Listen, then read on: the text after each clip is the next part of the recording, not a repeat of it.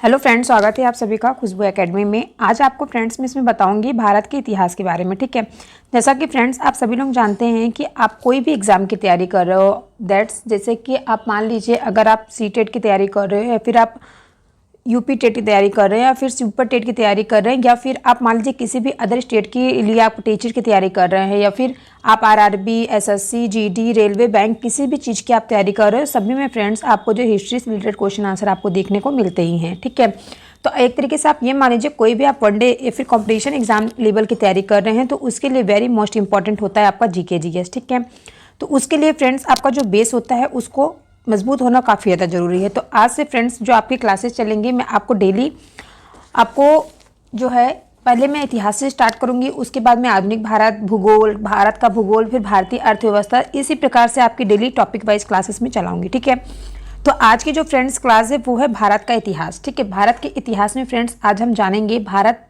जो है प्राचीन भारत इतिहास के स्रोत क्या क्या है। ठीक है, तो सभी से रिक्वेस्ट है कि स्टार्ट करने से पहले मैं पहले बोल देती हूँ ताकि बाद में आपको प्रॉब्लम ना हो। सभी से रिक्वेस्ट है कि आप लोग चैनल को सब्सक्राइब, वीडियो को लाइक और वीडियो को शेयर कर लीजिएगा अपने दोस्तों में। ठीक है, तो चलिए हम स्टार्ट करते हैं क्लास आज की। तो सभी लोग फ्रेंड्स क्लास को अटेंड कीजिएगा अच्छे से, ध्यान से। तो देखिए पहला है जो भारत का इतिहास किसे कहते हैं। देखिए मैं पहले आपको टॉपिक को समझाऊंगी। ठीक है, इसके बाद में आपको ये भी बताऊंगी किस प्रकार से आपको क्वेश्चन आंसर आपके एग्जाम में देखने को मिलता है। ठीक है, तो चलिए सबसे पहले हम बात करें भारत का इतिहास। ठीक है, भारत का इतिहास जो है फ्रेंड्स वो उत्तर में हिमालय से लेकर के दक्षिण में समुद्र तक फैला हुआ है।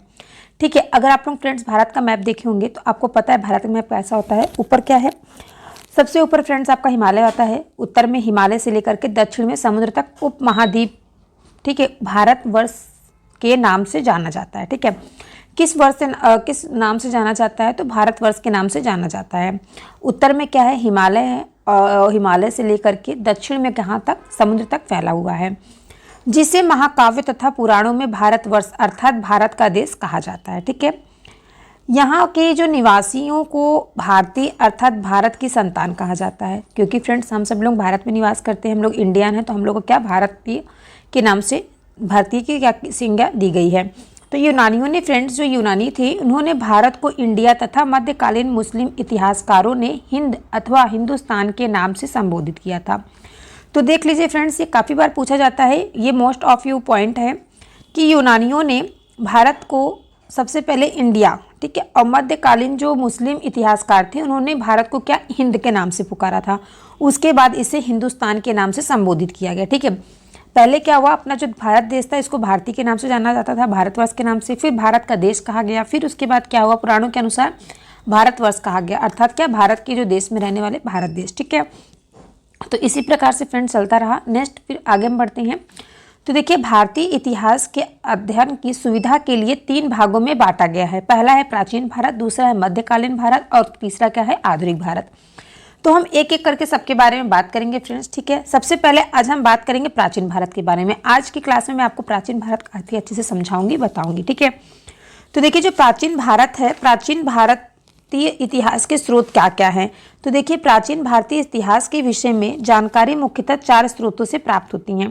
पहला स्रोत क्या है, धर्म ग्रंथ, दूसरा है ऐतिहासिक ग्रंथ, तीसरा है विदेशियों का विवरण और चौथा क्या है, पुरातत्व संबंधित साक्ष्य। ओके, इसके बाद नेक्स्ट फ्रेंड्स आता है आपका धर्म ग्रंथ एवं ऐतिहासिक ग्रंथ से मिलने वाली महत्वपूर्ण जानकारियां कौन कौन सी हैं। तो भारत का जो सर्व प्राचीन धर्म ग्रंथ है वो क्या है, वेद है। ठीक है, वेद में फ्रेंड्स वेद को भी क्या हुआ है, जिसके संचालनकर्ता महर्षि कृष्ण देवयान वेद व्यास को माना जाता है। ठीक है, देखिए जो भारत का जो सबसे प्राचीन धर्म ग्रंथ क्या है, वेद है, जिसके संकलनकर्ता कौन माने जाते हैं, वो है फ्रेंड्स महर्षि कृष्णा देवयान वेद व्यास को माना जाता है। इन्होंने फ्रेंड्स वेद को 4 प्रकार में डिवाइड किया है। पहला आपका ऋग्वेद, दूसरा आपका यजुर्वेद, तीसरा आपका सामवेद और चौथा क्या है, अर्थवेद। ठीक है, अब देखिए फ्रेंड्स एक एक वेद के बारे में हम लोग मैं आपको बताऊंगी, एक एक वेद के बारे में हम सभी जानेंगे। ठीक है, तो चलिए सबसे पहले हम बात करते हैं धर्म ग्रंथ एवं ऐतिहासिक ग्रंथ से मिलने वाली महत्वपूर्ण जानकारियां क्या क्या हैं, क्या क्या जानकारियां हमको धर्म ग्रंथ से और ऐतिहासिक ग्रंथ से मिलती हैं। ठीक है, तो देखिए फ्रेंड्स मैं आपको बता दूं, भारत का सर्व प्राचीन जो धर्म ग्रंथ वेद है, जिसके संकलनकर्ता महर्षि कृष्ण वेदव्यास जी, मैंने आपको बता दिया है। तो देखिए फ्रेंड्स सबसे पहले मैं आपको बता दूं जो ऋग्वेद है। ठीक है, ऋग्वेद क्या है, सबसे पुराना वेद कहा जाता है। ऋचाओं के क्रमबद्ध ज्ञान के संग्रह को ऋग्वेद कहा जाता है। ठीक है, इसमें फ्रेंड्स ये काफ़ी बार पूछा गया है, इसमें कितनी संख्याएं हैं। तो देखिए इसमें जो है 10 मंडल और 128 सूक्तियाँ हैं। ठीक है, जो कि बालखिंड पाठ के 11 सूक्ति साहित्य एवं 10,462 इसमें क्या है, ऋचाएँ हैं। ठीक है, कितने फ्रेंड्स है, 10 मंडल, 1028 सूक्तियाँ और 10,462 ऋचाएँ इसमें हैं। और इस वेद की जो ऋचाओं की पढ़ने वाले ऋषि को हुरोत के नाम से जाना जाता है। ठीक है, और इस वेद के आर्य के राजनीतिक प्रणाली एवं इतिहास के बारे में जानकारी मिलती है। अब देखिए फ्रेंड्स, जो विश्वामित्र है, विश्वामित्र द्वारा रचित ऋग्वेद के तीसरे मंडल में सूर्य देवता यानी कि सावित्री को समर्पित प्रसिद्ध गायत्री मंत्र है। ठीक है, जो गायत्री मंत्र का उल्लेख फ्रेंड्स में मिलता है वो कहाँ से मिलता है, ऋग्वेद के तीसरे मंडल से मिलता है। सूर्य देवता से समर्पित जो सावित्री देवी हैं उनसे गायत्री मंत्र का उल्लेख मिलता है। और इसके 90वें मंडल में जो है देवता सोम का उल्लेख मिलता है। ठीक है फ्रेंड्स, नेक्स्ट देखिए कह रहा है इसके 8वें मंडल की जो हस्तलिखित ऋचाओं को खिल कहा जाता है। 8वें मंडल की जो हस्तलिखित जो ऋचाएं हैं उसको खिल कहा जाता है। 90वें मंडल में क्या किसका उल्लेख मिलता है, सोम देवता का उल्लेख मिलता है। और तीसरे जो मंडल है, तीसरे मंडल में सूर्य देवता को समर्पित जो है सावित्री देवी से रिलेटेड गायत्री मंत्र वहाँ पे देखने को मिलता है। ठीक है, नेक्स्ट है फ्रेंड्स, जो चतुष्टयान समाज की कल्पना का आदि स्रोत ऋग्वेद के 10वें मंडल में वर्णित पुरुष सूक्त है, जिसके अनुसार 4 वर्ण ब्राह्मण, क्षत्रिय, वैश्य तथा शूद्र आदि पुरुष जो हैं ब्राह्मण के क्रमशः मुख्य भुजाओं, जंघाओं और चरणों में उत्पन्न हुए हैं। ठीक है, तो देखिए फ्रेंड्स मैं आपको बता दूं, देखिए धर्म सूत्र जो है वो 4 प्रमुख जातियों की स्थितियों, व्यवसायों, दायित्वों, कर्तव्यों तथा विशेष अधिकारों में स्पष्ट विभेद करते हैं। ठीक है, तो देखिए फ्रेंड्स मैं आपको बताना चाहती हूँ जो 4 जो जाति यहाँ पे बताई गई है ना, 4 वर्ण ब्राह्मण, क्षत्रिय, वैश्य, शूद्र आदि पुरुष क्या हैं, ब्रह्मा की क्रमशः मुख, भुजाओं, जंघाओं और चरणों से उत्पन्न हुए हैं। यानी कि जो ये धर्म सूत्र यानी कि 4 प्रमुख जातियों किनकी क्या स्थिति है, उनका क्या व्यवसाय है, उनका क्या दायित्व है, उनका क्या कर्तव्य है, इसके अनुसार क्या किया गया है, उनको विभेदित किया गया है। ओके, तो देखिए फ्रेंड्स यहाँ पे थोड़ा सा मैं आपको बता दूं ईसा पूर्व और ईसवी पूर्व क्या होता है। तो देखिए वर्तमान में जो प्रचलित होता है ग्रेगोरियन कैलेंडर। ठीक है, जो ग्रेगोरियन कैलेंडर होता है इसमें जो है ईसाई कैलेंडर यानी कि जूलियन कैलेंडर यानी कि ईसाई धर्म गुरु ईसा मसीह के जन्म कालपीठ पर आधारित होता है। और ईसा मसीह के जन्म से पहले के जो समय होता है उसको ईसा पूर्व यानी कि before the birth of Jesus Christ, ठीक है, बीसी कहा जाता है।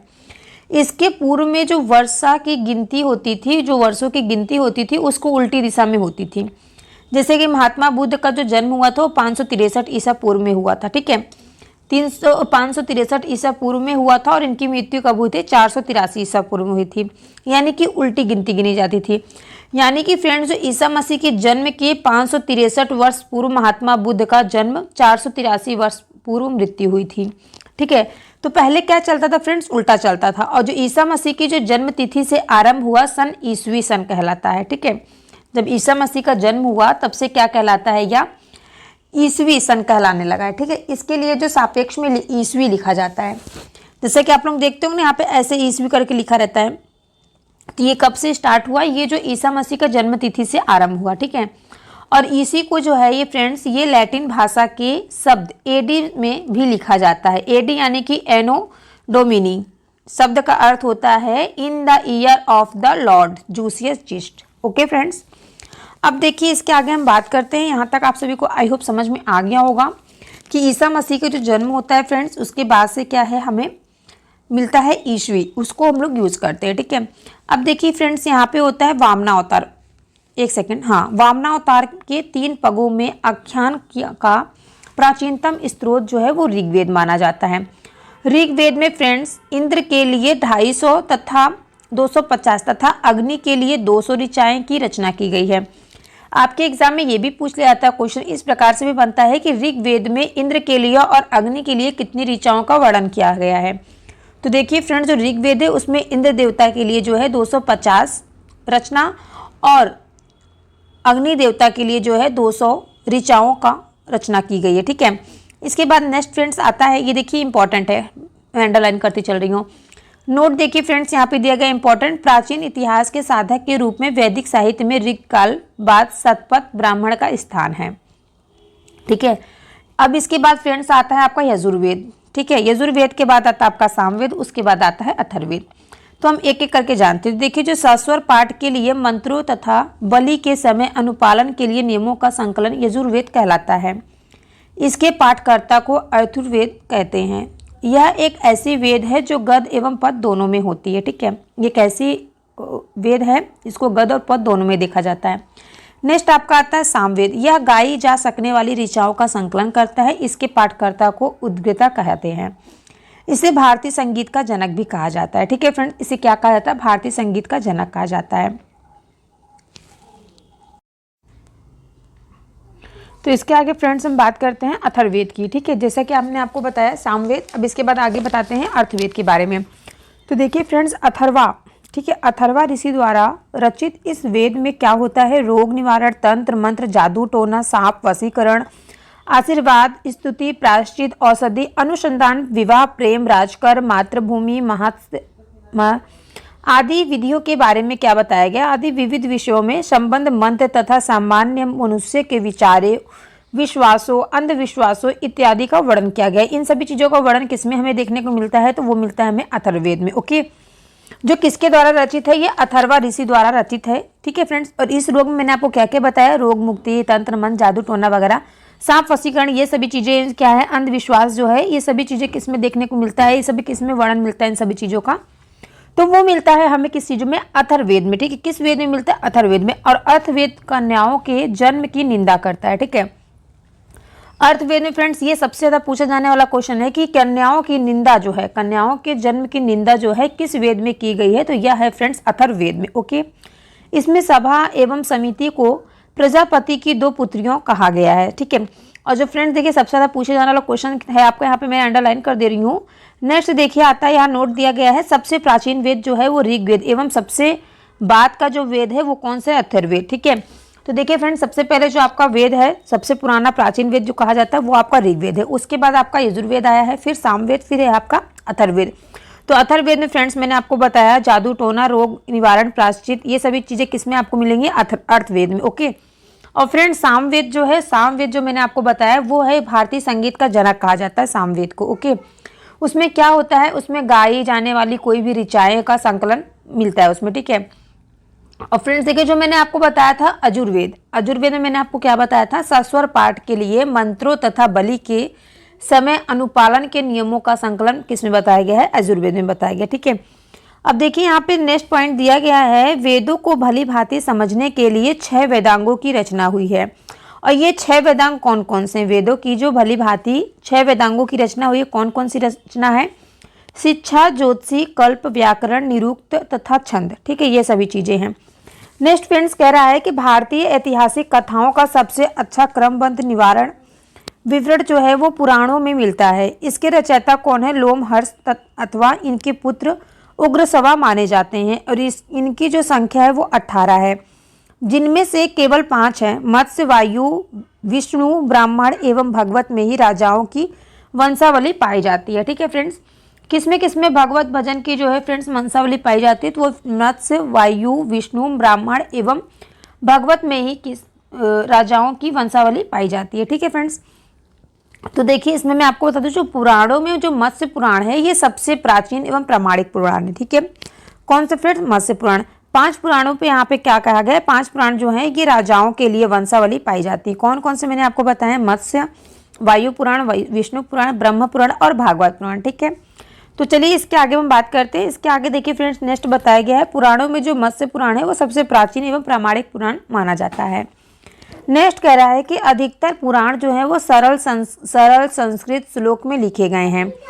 स्त्रियों तथा शूद्र जिन्हें वेद पढ़ाने की अनुमति नहीं थी वे भी पुराण सुन सकते थे। ठीक है, इसमें देखिए फ्रेंड्स जो पुराण है, पुराण को पढ़ाने की जो अनुमति दी गई थी वो किसको दी गई थी, अधिकतर जो पुराण सरल संस्कृत श्लोक में लिखे गए हैं। स्त्रियां तथा शूद्र जो हैं जिन्हें वेद पढ़ने की अनुमति नहीं थी, किसको फ्रेंड्स, जो नीच वर्ग के मतलब जो इस टाइम जो SC/ST कार्ड के जो जाति के लोग होते हैं उनको वेद पढ़ने की अनुमति नहीं थी, और स्त्रियों को तो वे भी पुराण क्या कर सकते थे, सुन सकते थे, पढ़ नहीं सकते थे। ठीक है, पुराणों का पाठ पुजारी मंदिरों में किया जाता था। ठीक है, स्त्री की सर्वाधिक गिरी हुई स्थिति मैत्रेयी संहिता से प्राप्त होती है, जिससे जुआ और शराब की भांति स्त्री को पुरुष का तीसरी मुख्य दोष बताया गया था। ठीक है, तीसरा मुख्य दोष किसको बताया गया था, स्त्री को पुरुष का तीसरा मुख्य दोष बताया गया था।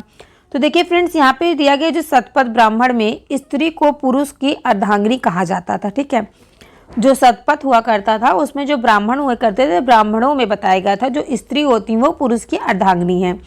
अर्थात देखिए कह रहा है कि जो स्मृति ग्रंथों में सबसे प्राचीन एवं जो प्रामाणिक मनुस्मृति मानी जाती है, उसमें कहा गया था कि यह सुख काल का मानक ग्रंथ है, जिसमें नारद स्मृति गुप्त युग के विषय में जानकारी प्रदान करता है। ओके, नेक्स्ट कह रहा है कि जातक में बुद्ध की पूर्व जन्म की कहानी वर्णित है और हीनयान का प्रमुख ग्रंथ कथा वस्तु है, जिसमें महात्मा बुद्ध का जीवन चरित्र अनेक कथानकों को के साथ वर्णित किया गया। ओके फ्रेंड्स, तो यहाँ तक आई होप आप सभी को समझ में आया होगा।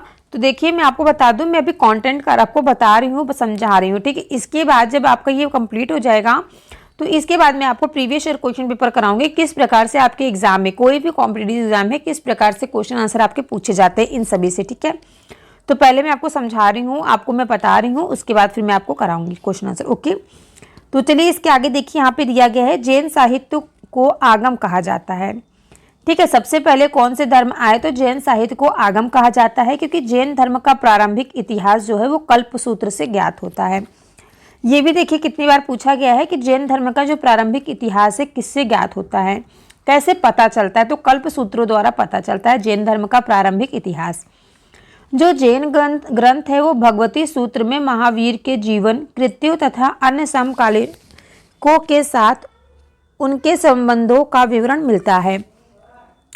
अर्थशास्त्र के लेखक कौन है, चाणक्य, यानी कि कौटिल्य या विष्णुगुप्त। अर्थशास्त्र के लेखक कौन है, चाणक्य हैं। ओके फ्रेंड्स, ये आपका फ्रेंड्स अगर आप बीटीसी वगैरह के एग्जाम दिए होंगे तो इसमें भी पूछा जाता है, आपकी बीए वगैरह का एग्जाम देते हैं उसमें भी पूछा जाता है, और कॉम्पिटेटिव एग्जाम कोई से भी आप कॉम्पिटेटिव लेवल का एग्जाम आप उठा के देख लीजिए, आपका सी टेट हो गया, यूपी टेट हो गया, सुपर टेट हो गया, या फिर आपका बीपीएससी हो गया, या फिर आपका रेलवे, एसएससी, बैंक, सभी में फ्रेंड्स अर्थवेद है, इससे आपका ये क्वेश्चन हर सभी में आप देखने को मिलेगा। ठीक है, तो यह जो 15 अधिकरणों एवं 180 प्रकरणों में विभाजित है, और इससे मौर्यकालीन इतिहास की जानकारी क्या होती है, प्राप्त होती है। नेक्स्ट कह रहा है संस्कृत साहित्य में ऐतिहासिक घटनाओं को क्रमबद्ध लिखने का सर्वप्रथम प्रयास कल्हड़ के द्वारा किया गया था।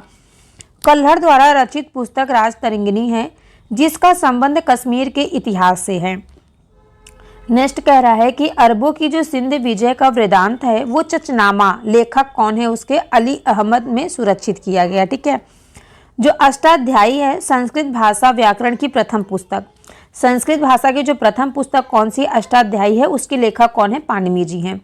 और इससे क्या होता है, मौर्य के पहले का इतिहास तथा मौर्य युगीन राजनीतिक अवस्था की जानकारी प्राप्त होती, किससे फ्रेंड्स, अष्टाध्यायी से। ओके, कात्यायन की गर्गी साहित्य एवं ज्योतिष ग्रंथ है, फिर भी इसमें भारत पर होने वाले यवन आक्रमणों का उल्लेख मिलता है। इसके बाद फ्रेंड्स यहाँ पे देखिए पतंजलि के बारे में बताया गया है। पतंजलि जो है फ्रेंड्स ये पुष्यमित्र शुंग के पुरोहित थे। इनके भाष्य से शुंगों के इतिहास का पता चलता है। ठीक है, इस टाइम तो अगर पतंजलि का नाम आएगा तो सबसे पहले सबके माइंड में बाबा रामदेव का नाम आता है। ठीक है, क्योंकि जो पतंजलि है इस टाइम जितने भी प्रोडक्ट तैयार किया जा रहे हैं तो कौन तैयार कर रहा है, किसके थ्रू हो रहा है, तो बाबा रामदेव की थ्रू हो रहा है। लेकिन यहाँ पे फ्रेंड्स पतंजलि जो बताया गया है वो पतंजलि बताया गया पुष्यमित्र शुंग के पुरोहित थे। ठीक है, पतंजलि कौन थे, वो पुष्यमित्र शुंग के पुरोहित थे, और इन्हें महाभाष्य से शुंगों के इतिहास का पता चलता है। ओके, तो यहाँ तक तो मैंने आपको बता दिया कि कौन सा धर्म पहले आया, कौन सा ग्रंथ हमारा है, कितने पार्ट में विभक्त है, इन सब चीज़ों के बारे में मैंने बताया। और इसके बाद फ्रेंड्स देखिए ये जो कंप्लीट होगा ना तो मैं इसके बाद आपको प्रीवियस ईयर क्वेश्चन पेपर जरूर कराऊंगी।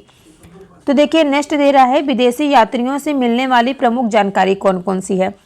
तो देखिए सबसे पहले जो हमारे विदेशी आए हैं वो है यूनानी रोमन लेखक, ये पहले थे टेसियस, उसके बाद हेरोडोटस आए। ठीक है, ऐसे ऐसे मनोवैज्ञानिक आते गए, उन्होंने जो उन यात्रियों से जो मिलने वाली जानकारी है उन्होंने अपनी जानकारी के बारे में बताया है। तो उन सभी जानकारी के बारे में मैं आपको बताऊंगी।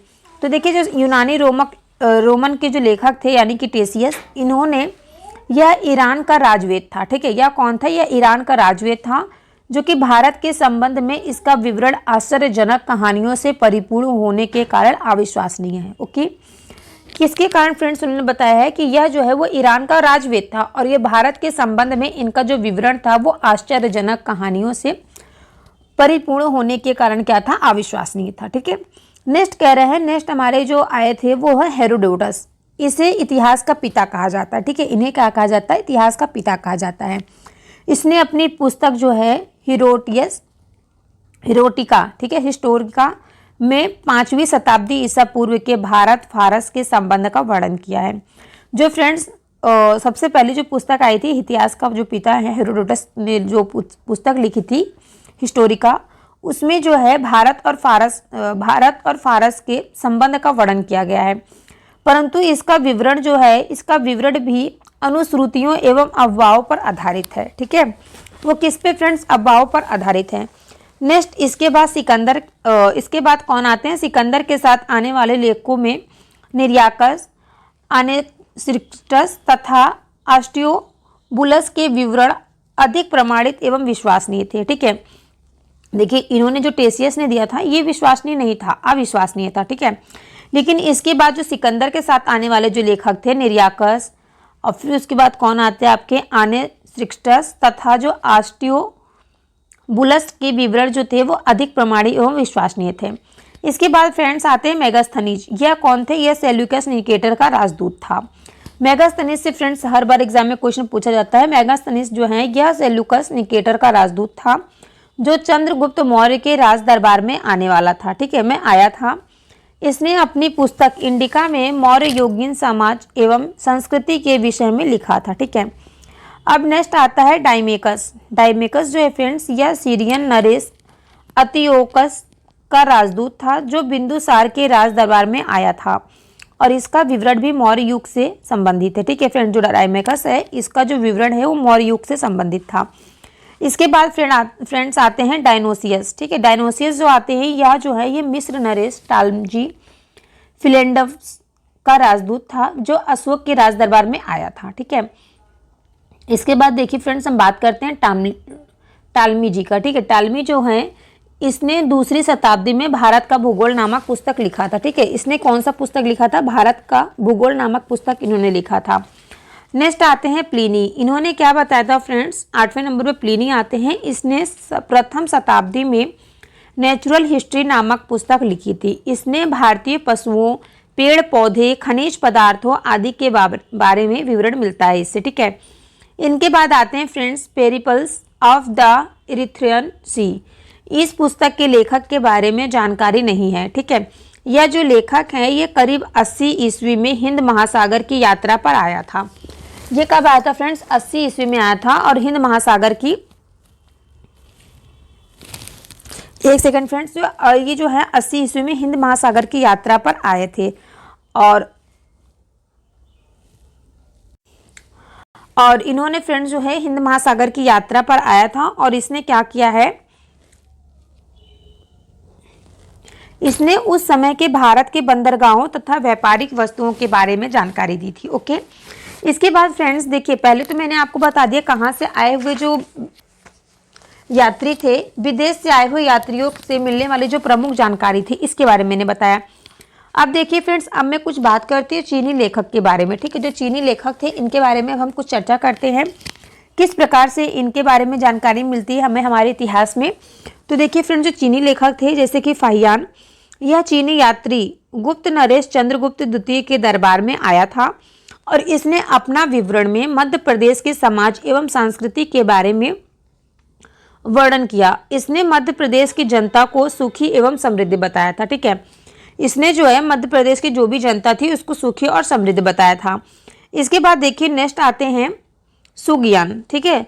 सुग्यान आते हैं, यह जो है 518 ईस्वी में भारत आया था और इसने अपनी 3 वर्षों की यात्रा में बौद्ध धर्म की प्राप्ति एकत्रित कर ली थी। इसके बाद फ्रेंड्स आते हैं हेनसांग। हेनसांग जो है ये हर्षवर्धन के शासनकाल में भारत आया था और इसी ने ही हेनसांग जो है ये 629 ईस्वी में चीन से भारतवर्ष के लिए प्रस्थान किया था और लगभग 1 वर्ष की यात्रा के बाद सर्वप्रथम सबसे पहले जो है वो भारत राज्य कपिस पहुंचा। ठीक है फ्रेंड्स, भारत राज्य कहाँ पहुंचा? कपिस में पहुंचा और भारत में 15 वर्षों तक ठहर कर 645 ईस्वी में चीन लौट गया। ठीक है, आया कब था? 629 ईस्वी में और लौटा 15 वर्ष बाद 645 ईसा में। और चीन लौट गया और फिर वो क्या किया? वो बिहार में नालंदा जिला स्थित नालंदा विश्वविद्यालय में अध्ययन करने और भारत से बौद्ध ग्रंथ को एकत्र कर ले जाने के लिए आया था। ठीक है, वो क्या करने आया था? वो बिहार में जो नालंदा जिला स्थित जो नालंदा विश्वविद्यालय है उसमें उसने अध्ययन करने तथा उसमें जो भी बौद्ध ग्रंथ को एकत्र करके ले जाने के लिए आया था वो। अब देखिए, इस भ्रमण वृत्तांत में सीयू की नाम से प्रसिद्ध हो गया। ठीक है, ये किस नाम से प्रसिद्ध हो गया? सीयू की नाम से ये क्या हुआ? प्रसिद्ध हो गया। और जिसमें 138 देश का विवरण मिलता है। इसने क्या किया? हर्षकालीन समाज, धर्म तथा राजनीति के बारे में वर्णन किया। इसके अनुसार सिंध का राजा शूद्र था। ठीक है, इसके अनुसार जो सिंध का राजा था वो कौन था? शूद्र था। लेकिन देखिए यहाँ पे थोड़ा सा नोट दिया गया, हेन सांग के अध्ययन के समय नालंदा विश्वविद्यालय के कुलपति आचार्य शीलभद्र थे। ठीक है, जिस टाइम हेन सांग ने अध्ययन किया था उस समय पे जो नालंदा विश्वविद्यालय है उसके जो आचार्य थे वो कौन थे? शीलभद्र जी थे। ठीक है, इसके बाद फ्रेंड्स नेक्स्ट आते हैं चौथा पे इत्सिंग जी। ठीक है, इत्सिंग ने क्या बताया? यह 7वीं शताब्दी के अंत में भारत आया था। ठीक है, ये भी कौन है? ये भी चीनी लेखक है। इसने क्या किया था? ये फ्रेंड्स देखिए, ये जो है ये 7वीं शताब्दी, ठीक है, 7वीं शताब्दी के अंत में भारत आया था और इसने अपने विवरण में नालंदा विश्वविद्यालय, विक्रमशिला विश्वविद्यालय तथा अपने समय के भारत का विवरण किया था। ठीक है, अब देखिए फ्रेंड्स नेक्स्ट इसके बाद मैं आपको बताती हूँ अरबी लेखक के बारे में। ठीक है, जैसा कि आप लोग जानते हैं मैंने भी आपको विदेशी यात्राओं से मिलने वाली जितनी प्रमुख जानकारियाँ थी उसके बारे में बताया। ठीक है, ये भी आपका एग्जाम में पूछे जाने वाला ही प्रश्न है। इसके बाद मैंने आपको चीनी लेखक के बारे में बताया, फिर उसके बाद मैं आपको बताती हूँ यहाँ पे अरबी लेखक के बारे में। ठीक है, जितने भी लेखक आए उन्होंने अपनी अपनी कुछ ना कुछ बुक्स लिखी। ठीक है, जो जिसमें कुछ ना कुछ चीज़ें अपने जो है भारत की ऐड की गई थी। ठीक है, तो देखिए जो अरबी लेखक हैं इसमें अलबरूनी है, इब्न बतूता हैं। ठीक है, तो देखिए ये लोग क्या कर रहे हैं? जो अलबरूनी है यह मोहम्मद गजनवी के साथ भारत आया था। ठीक है, अलबरूनी जो है फ्रेंड्स ये मोहम्मद गजनवी के साथ भारत आया था और अरबी में लिखी हुई उसकी कृति किताब उल हिंद या तहकीक ए हिंद जो है भारत की खोज आज भी इतिहासकारों के लिए एक महत्वपूर्ण स्रोत बन गया। ठीक है, यह एक विस्तृत ग्रंथ है जो धर्म और दर्शन, त्योहारों, खगोल विज्ञान की कमियों, रीति रिवाजों तथा प्रथाओं, सामाजिक जीवन भर, भार तौल तथा मापन विधियों, पूर्ति कला, कानून, माप तंत्र, विज्ञान आदि विषयों के आधार पर 80 अध्यायों में विभाजित है।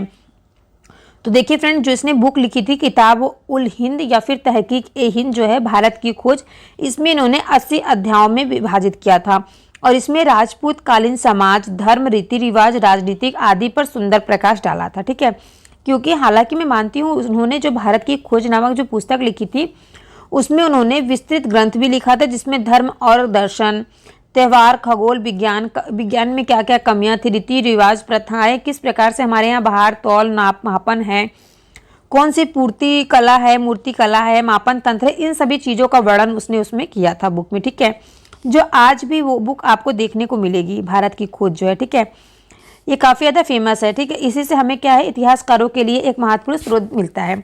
उसके बाद देखिए फ्रेंड्स यहाँ पे आते हैं इब्न बतूता। इनका नाम भी आप लोगों ने सुना होगा। इब्न बतूता जो है ये फ्रेंड्स है इसके द्वारा अरबी भाषा में लिखा गया है। उसका यात्रा वृत्तांत जिसे रिहाल्ला कहा जाता है 14वीं शताब्दी में भारतीय उपमहाद्वीपों के सामाजिक तथा सांस्कृतिक जीवन के विषय में बहुत ही प्रचुर तथा सबसे रोचक जानकारी देता है। 1333 ईस्वी में दिल्ली पहुंचने पर इसकी विद्वता से प्रभावित होकर सुल्तान मोहम्मद बिन तुगलक ने उसे दिल्ली का काजी या न्यायाधीश नियुक्त कर दिया था। ठीक है, तो देखिए फ्रेंड जो इब्न बतूता थे इन्होंने 14वीं शताब्दी में भारतीय उपमहाद्वीप के जो सामाजिक तथा सांस्कृतिक जीवन में विषय पर क्या किया था, बहुत ही प्रचुर तथा सबसे रोचक जानकारी इन्होंने दिया था। और जो 1333 ईस्वी में दिल्ली पहुंचने के बाद जो इनकी विद्वता से इनकी जो माइंड थी, ठीक है, जिनके माइंड से इनके प्रभावित हो गए थे, प्रभावित होकर जो सुल्तान मोहम्मद बिन तुगलक थे उन्होंने इनको दिल्ली का काजी या फिर न्यायाधीश नियुक्त कर दिया था। ठीक है, अब देखिए फ्रेंड्स नेक्स्ट आते हैं इनके बाद डी नंबर का अन्य लेखक। अन्य लेखक में आपके तारानाथ आ गए, मार्को पोलो आ गए। ठीक है, कौन कौन है? दो लोग हैं फ्रेंड्स, अन्य लेखक तारानाथ और मार्को पोलो। तारानाथ जो फ्रेंड्स यह एक तिब्बती लेखक था। इसने कंग्यूर तथा तंग्यूर, ठीक है, कंग्यूर और तंग्यूर, ठीक है फ्रेंड्स, नाम याद होना, तारानाथ से तंद्यूर और कंग्यूर नामक ग्रंथ की रचना की थी। और कहाँ के लेखक थे? ये तिब्बत के लेखक थे और इनसे भारतीय इतिहास के बारे में जानकारी मिलती है। ठीक है, इनसे भी किस चीज़ की जानकारी मिलती है? हमारे भारत का इतिहास के बारे में जानकारी इनसे भी मिलती है। नेक्स्ट आते हैं friends Marco Polo. Marco Polo जो फ्रेंड्स है ये 13वीं शताब्दी के अंत में पांडे देश की यात्रा पर आया था और इसका विवरण जो है वो पांडे इतिहास के अध्ययन के लिए उपयोगी माना जाता है। ओके, तो देखिए फ्रेंड्स यहाँ पे मैंने बहुत से लेखकों के बारे में आपको बताया। सभी लेखकों का क्या क्या है, किस प्रकार से योगदान रहा हमारे भारतीय समाज में और फिर भारतीय इतिहास में। ठीक है फ्रेंड्स, अब देखिए इसके बारे में हम आगे बात करते हैं। पुरातात्विक संबंधित साक्ष्य से मिलने वाली जानकारी, कौन कौन सी जानकारी हमें मिलती है। तो देखिए पुरातत्व संबंधित साक्ष्य से कौन कौन सी जानकारी मिलती है उसके बारे में बात करते हैं। तो 1400 ईसा पूर्व के अभिलेख बेगाज कोई एशिया माइनर से वैदिक देवता कौन कौन है फ्रेंड्स?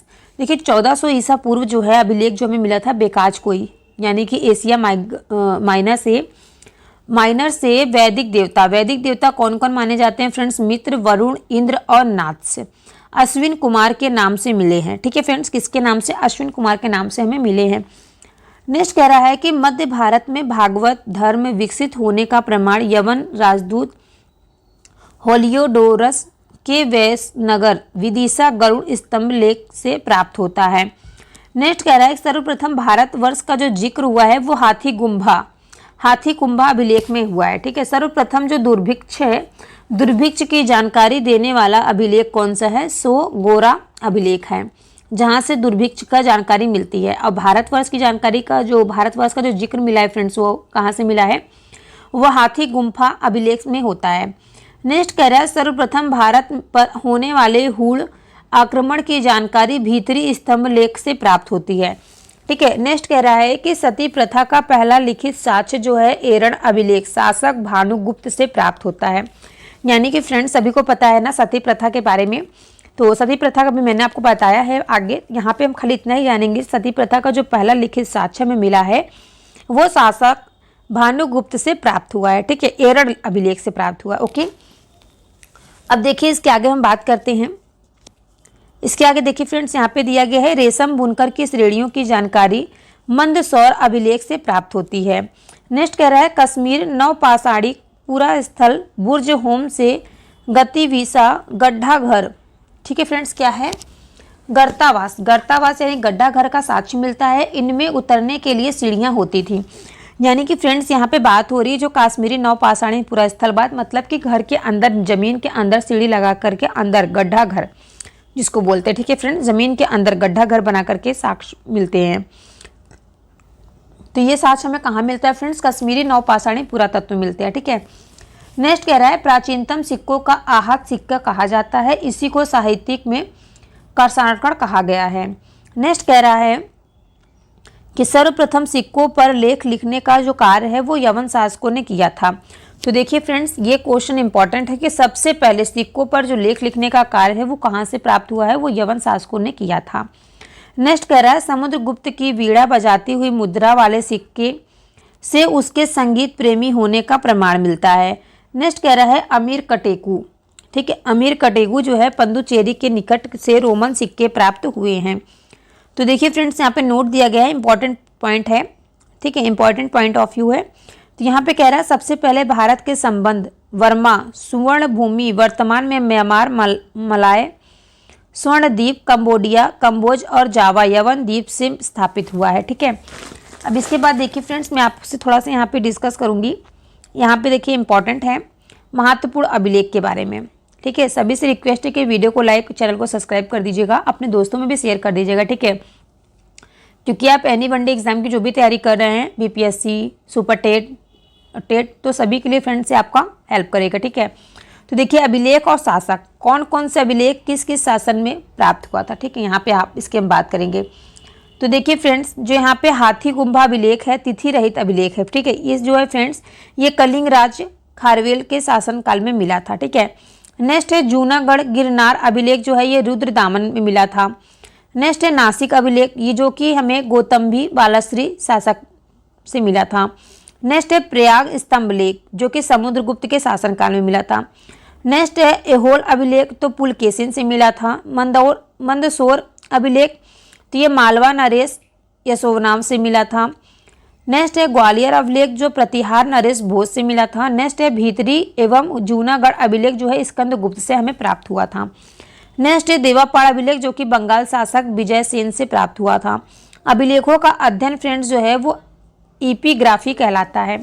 तो आई होप फ्रेंड्स आप सभी को वीडियो कैसी लगी कमेंट करके जरूर बताइएगा। नेक्स्ट क्लास जो फ्रेंड्स है उसमें हम आपसे बात करेंगे प्रागैतिहासिक काल के बारे में, ठीक है। तो आप सभी को लास्ट तक वीडियो देखने के लिए बहुत बहुत धन्यवाद। मिलते हैं हम सभी नेक्स्ट क्लास में।